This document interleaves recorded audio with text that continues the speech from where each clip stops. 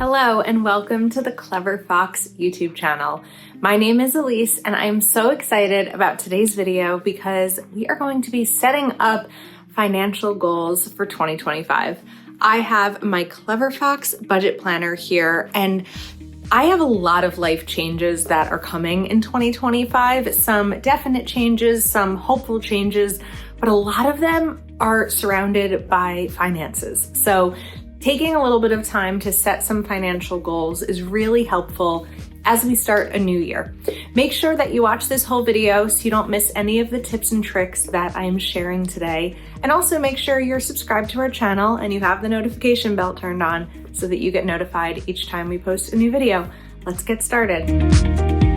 As we are starting a new year, setting financial goals is really important because these can be massive life-changing goals, but these can also be goals that are just going to give you a little bit of guidance for how you want to go about your year, what you want to do with every paycheck, how you approach all of your spending. So we are going to go ahead and list some of my 2025 financial goals. So the first one is going to be open SEP IRA. So this is for retirement. I do already have a Roth IRA, which is retirement that I contribute to post-tax. A SEP IRA is a retirement that I can open as a business owner so that I can contribute even more to my retirement. I did not get started on contributing to my retirement in my early 30s, so I have some making up to do, and that is a goal for this year. Another goal is to save 10% of every paycheck. I have some really big savings goals, and saving 10% of every paycheck gives me a really good head start on those goals. If I wasn't accounting for savings in my paycheck budgets, then I would just have to save okay, well, if I didn't spend my whole budget at the grocery store, that money would go into savings. And if I, budgeted a certain amount for the holidays and didn't spend all of that, the extra would go into savings. When you're starting by saving money of every paycheck and you're budgeting with less, it helps you get a really good head start on your savings. The next goal, and this has been one that I've been able to do the last few years, is to max out my Roth IRA. That's the retirement that I can contribute to after I get paid. It's been $6,000 before last year, or in 2023, it was $6,500. In 2024, it was $7,000, and I was able to do that. So I'm really grateful for that, and I want to continue to do it. The next one is going to be save 12 months of bills. I am, I think 68% of the way there because it's something that I've been working on all of 2024. So I have 32% left to go, and this is going to help me get there. I'd also like to make 2 extra mortgage payments toward my principal to try to get my mortgage paid off faster and pay less interest. And again, this is going to help me get there. The next one that I have is going to be set a lower income budget. Right now, when I'm setting my monthly budget for my salary, I'm setting it based on 2 incomes because I have my full-time job and I have my other business. Because one of my goals for the year is to see if I can leave my full-time job, I'm going to have to live on just the 1 income. And so the best way to start preparing for that is for a few months of setting a budget of just that income and seeing if it's doable. Just looking at the numbers and saying, well, I earn this, I can leave, isn't enough for me. I really need to make sure that this is doable in a way that I'm not stressing out about money before I go ahead and make this big life change. And then the next 2 are going to be related to James, my boyfriend, and preparing for us to live together in March. So one of these is simple, and this is reconciling subscriptions. For example, we are both paying for Netflix right now, and once we live together, we don't need 2 separate Netflix subscriptions. So it's things like that. Do we both have Amazon Prime memberships? Once we're living together, do we really need separate ones? So ways to save a little bit here and there. If we can reconcile our Netflix subscriptions, that probably saves each of us $7 a month, but 7 times 12, I need a calculator for this. I'm good at budgeting, I'm bad at math.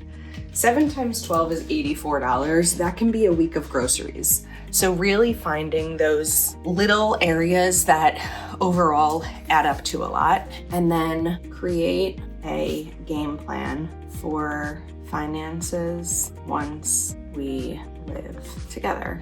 How are we going to work through this? How's the mortgage getting paid? How are the utilities getting paid?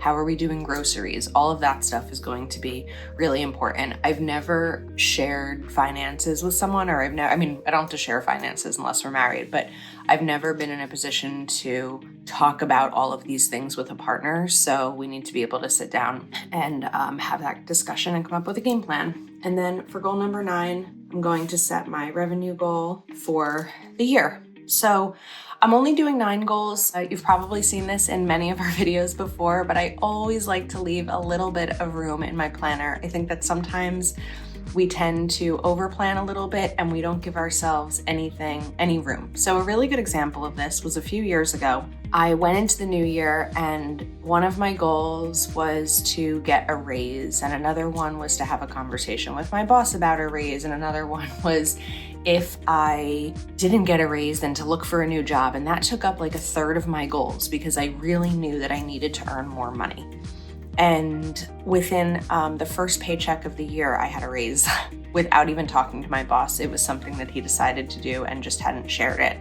And so it was like, okay, I could use correction tape or I could cross things out or whatever, but really giving myself room, because I may open my SEP IRA in January. It is one of my January goals. I obviously will not be able to max out my Roth IRA or save 12 months of bills or do 2 extra mortgage payments within a month. Those are 12-month goals. But setting a lower income budget is something that I can definitely do. Reconciling subscriptions can be something that takes 15 minutes. So some of these goals are like the long goal, right? The long game. And some of them are just do this thing. You've been wanting to do it. Just go ahead and get it done. So now we are going to work on a little bit of a mind map for preparing these goals and how they're going to work. I'm using washi tape to make myself a stencil of a circle. So you could really just use anything. You can use actual stencils as well, but sometimes you just need something that has the right shape. So what I'm going to write here is my big goal, which is save 12 months of bills. And then I like to add a little bit of color. I feel like I always use green when it comes to budgeting and finance because it's the color of money. When you use similar colors for your goals, if you use color in your planner and you use the same colors consistently, it really helps so that as soon as I see something that's green, I know that it's finance related. Then what we're going to do is start to list out the things that are going to help me get there. So one of them, just kind of do a little line here, and we're going to do a little highlight first. Save 10% of each paycheck.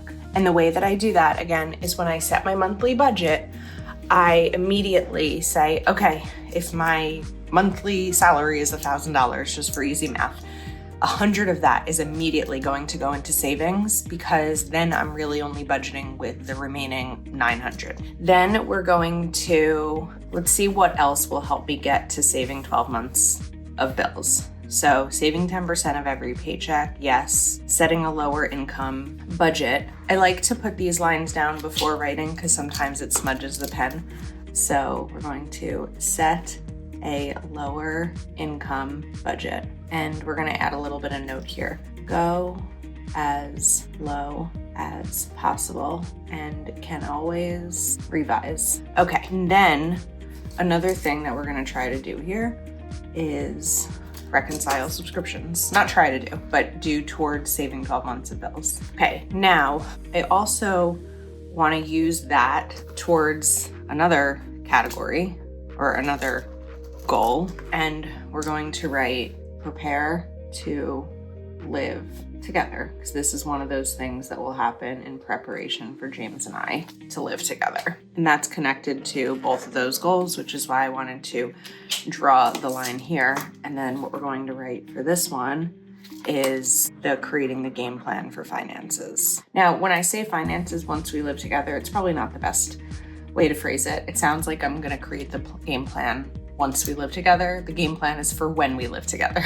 Finances once we live together. Okay, so I'm just gonna do a couple of dots here on things that I've already covered. So now what we still have to include is open SEP IRA, max out Roth IRA, 2 extra mortgage payments, and revenue goal. So we're going to draw another one here. And even though this is a smaller size planner, being A5, I still have plenty of room to list things out. I could even write smaller if I needed to, or bring things closer together, but I'm really not having any trouble fitting everything. So we're going to write preparing for my future. And the things that I need to do for this are the SEP IRA, and for this, meet with financial advisor. Opening a SEP IRA should be pretty simple. It really is just a matter of meeting with my financial advisor to get it done. The next one is going to be max out Roth IRA. And the way that I've successfully done this the last few years is by add as a line item in my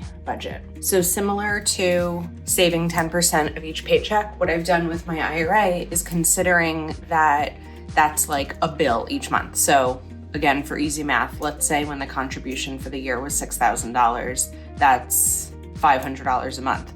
So I would think of it as I have a $500 bill each month, and that goes to my retirement. So again, accounting for that bill before I do any spending.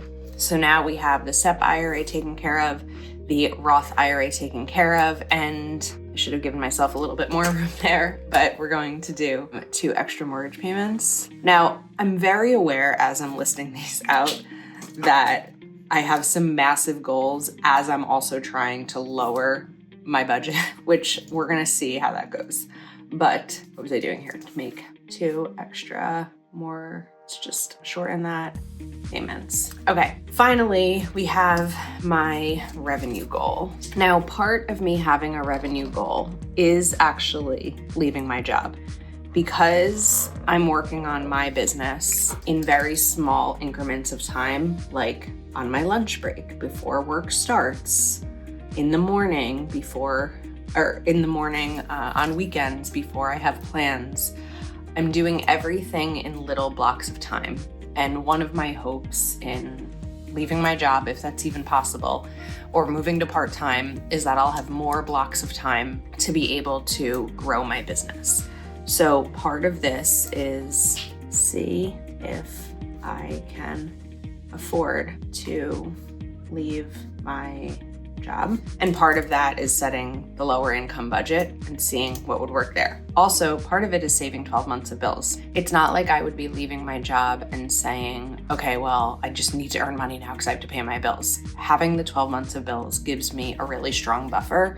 Also, once this game plan is created, my 12 months of bills may change a little bit once that is partially shared. So a lot of these really tie into each other this year, and I'm excited and intrigued to see how it all plays out. And then I'm going to do this, and I'm going to write evaluate current business model and see where, some more space, I need to put more and less energy. Okay, we have a pretty strong mind map here because now we've accounted for all of these goals, and everything plays a factor in this. And so I feel really good about it because, like I said, so many of these relate to one another, and I'm really interested to see how it all plays out. So if you have not set any financial goals yet for 2025, now is the time to do so. Hopefully you got some inspiration from this video. You can pick up this planner over at cleverfoxplanner.com. Please go ahead and give this video a big old thumbs up and make sure that you are subscribed to our channel and you have those notification bells turned on. Thank you so very much for spending time with us. Happy New Year. We appreciate your support, and we'll see you next time.